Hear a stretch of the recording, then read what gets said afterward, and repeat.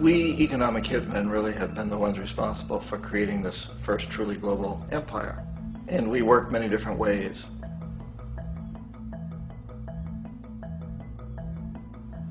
But perhaps the most common is that we will identify a country that has resources our corporations covet, like oil, and then arrange a huge loan to that country from the World Bank or one of its sister organizations. But the money never actually goes to the country. Instead, it goes to our big corporations to build infrastructure projects in that country, power plants, industrial parks, ports, things that benefit a few rich people in that country, in addition to our corporations, but really don't help the majority of the people at all. However, those people, the whole country is left holding a huge debt. It's such a big debt they can't repay it, and that's part of the plan, that they can't repay it. And so at some point, we economic hitmen go back to them and say, listen, you owe us a lot of money, can't pay your debt, so sell your oil real cheap to our oil companies. Allow us to build a military base in your country, or send troops in support of ours to someplace in the world like Iraq, or vote with us on the next UN vote.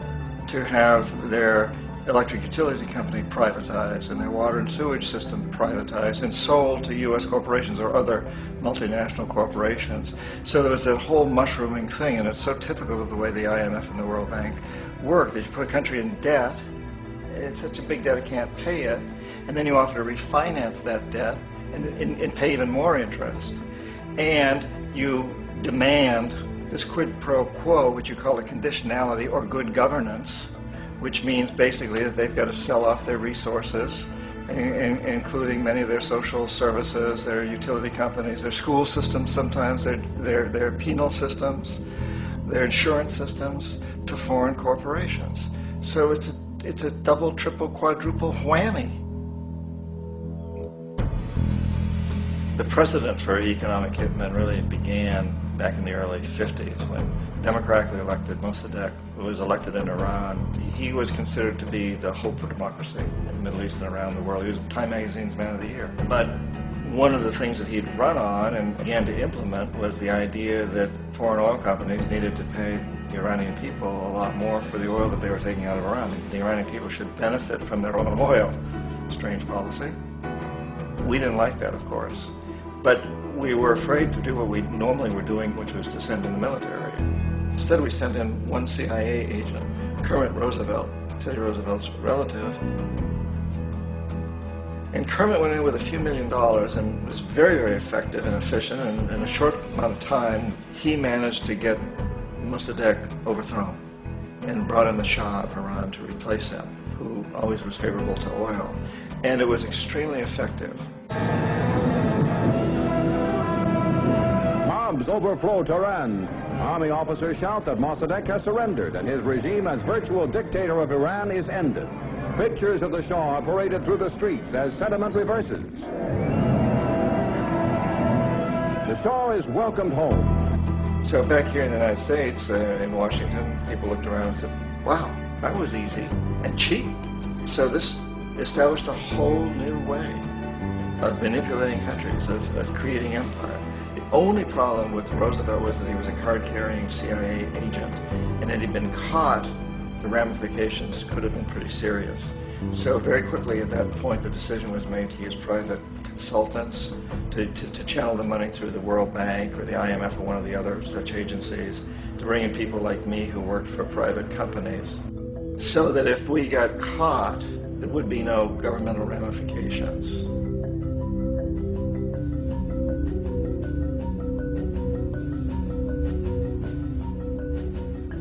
When Arbenz became president of Guatemala, the country was very much under the thumbs of United Fruit Company, the big international corporations. And Arbenz ran on this ticket that says, you know, we want to get the land back to the people. And once he took power, he was implementing policies that would do exactly that, give land rights back to the people. United Fruit didn't like that very much.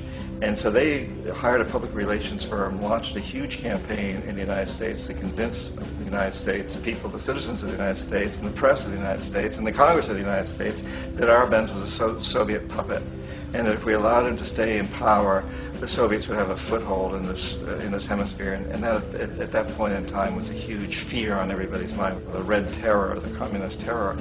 And so, to make a long story short, out of this public relations campaign came a commitment on the part of the CIA and the military to take this man out.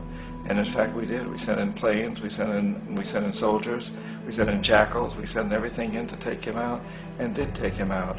And as soon as he was removed from office, the new guy that took over after him basically reinstated everything to the big international corporations, including United Fruit.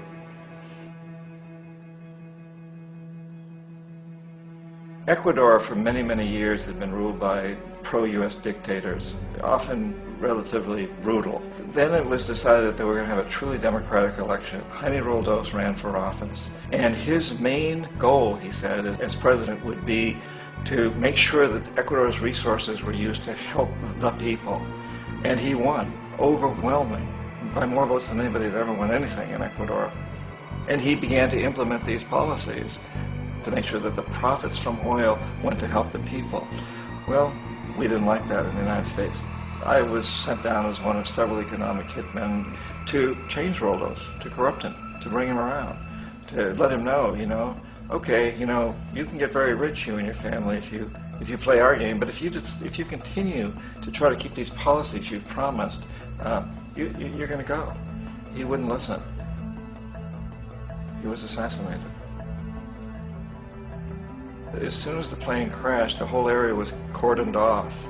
The only people allowed in were U.S. military from a nearby base and some of the Ecuadorian military. When an investigation was launched, two of the key witnesses died in car accidents before they had a chance to testify. A lot of very, very strange things that went on around the assassination of Jaime Roldos. I, like most people who've really looked at this case, have absolutely no doubt that it was an assassination. And of course, in my position as an economic hitman, I was always expecting something to happen to Jaime, whether it be a coup or assassination, I wasn't sure, but that he would be taken down because he was not being corrupted. He would not allow himself to be corrupted the way we wanted to corrupt him.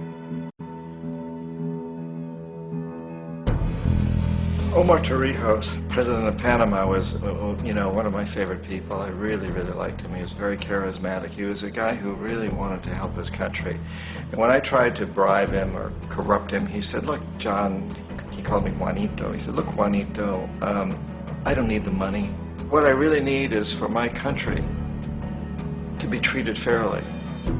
I need for the United States to repay the debts that you owe my people for all the destruction you've done here. I need to be in a position where I can help other Latin American countries win their independence and be free of this terrible presence from the north that you people are exploiting us so badly. I need to have the Panama Canal back in the hands of the Panamanian people. That's what I want. And so, leave me alone. Don't try to bribe me. It was 1981, and in May, Jaime Roldos was assassinated. And Omar was very aware of this. Torrijos got his family together and he said, I'm probably next, but it's okay because I've done what I came here to do. I've renegotiated the canal. The canal will now be in our hands. He just finished negotiating the treaty with Jimmy Carter. In June of that same year, just a couple of months later, he also went down in an airplane crash, which there's no question was executed by CIA-sponsored jackals. Tremendous amount of evidence that one of Torrijos' security guards handed him at the last moment as he was getting on the plane a tape recorder, a small tape recorder that contained a bomb.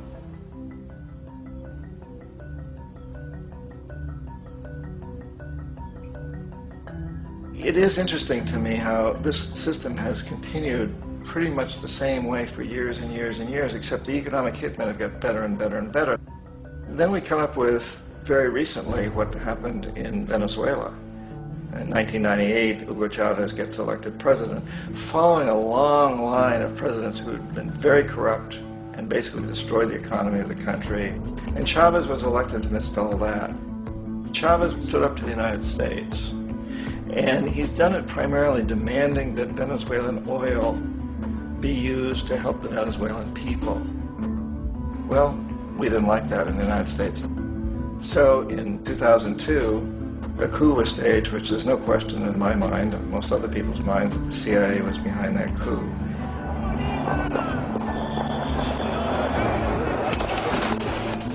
way that that coup was fomented was very reflective of what Kermit Roosevelt had done in Iran, of paying people to go out into the streets, to riot, to protest, to say this Chavez is very unpopular. You know, if you can get a few thousand people to do that, television can make it look like it's the whole country, and things start to mushroom. Except in the case of Chavez, he was smart enough, and the people were so strongly behind him that they overcame it, which was a phenomenal moment in the history of Latin America.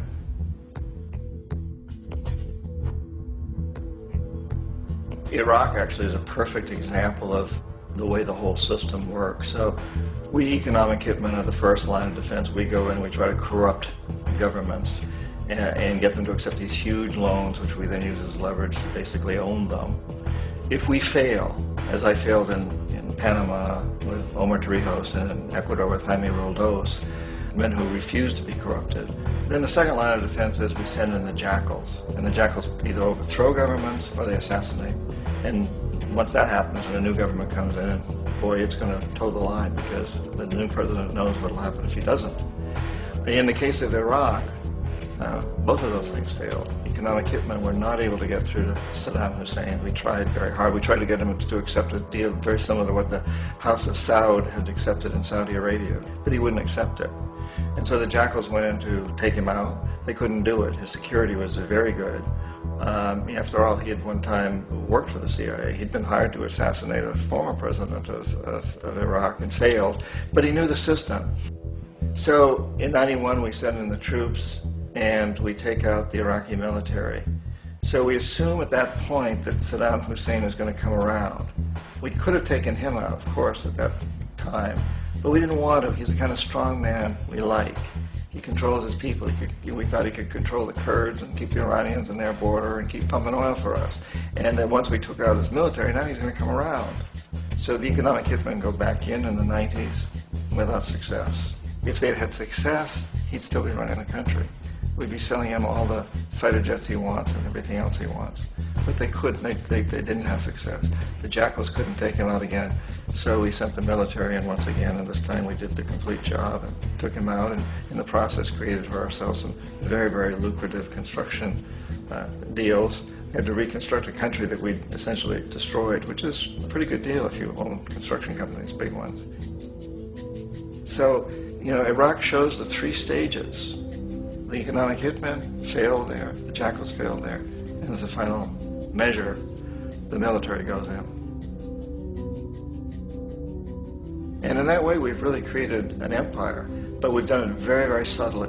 It's clandestine. All the empires of the past were built on the military, and everybody knew they were building them. So the British knew they were building them, the French, the Germans, the Romans, the Greeks. And they were proud of it, and they always had some excuse like spreading civilization, spreading some religion, something like that. But they knew they were doing it. We don't. The majority of the people in the United States have no idea that we're living off the benefits of a clandestine empire, that today there's more slavery in the world than ever before. And then you have to ask yourself, well, if it's an empire, then who's the emperor? Obviously, our presidents of the United States are not emperors. An emperor is someone who's not elected, doesn't serve a limited term, and doesn't report to anyone, essentially. So you can't classify our presidents that way. But we do have what I consider to be the equivalent of the emperor, and it's what I call the corporatocracy. The corporatocracy is this group of individuals who run our biggest corporations, and they really act as the emperor of this empire. They control our media, either through direct ownership or advertising. They control most of our politicians because they finance their campaigns, either through their corporations or through personal contributions that come out of the corporations. They're not elected, they don't serve a limited term, they don't report to anybody. And at the very top of the corporatocracy, you really can't tell whether a person's working for a private corporation or the government because they're always moving back and forth. So, you know, you've got a guy who one moment is the president of a big construction company like Halliburton, and the next moment he's vice president of the United States, or the president who is in the oil business. And this is true whether you've got Democrats or Republicans in the office. You have to moving back and forth through the revolving door. And in a way, Our government is invisible a lot of the time, and its policies are carried out by our corporations on one level or another. And then again, the policies of the government are basically forged by the corporatocracy and then presented to the government. They become government policy. So it's an incredibly cozy relationship. This isn't a conspiracy theory type of thing. These people don't have to get together and plot to do things. They all basically work under one primary assumption, and that is that they must maximize profits regardless of the social and environmental costs.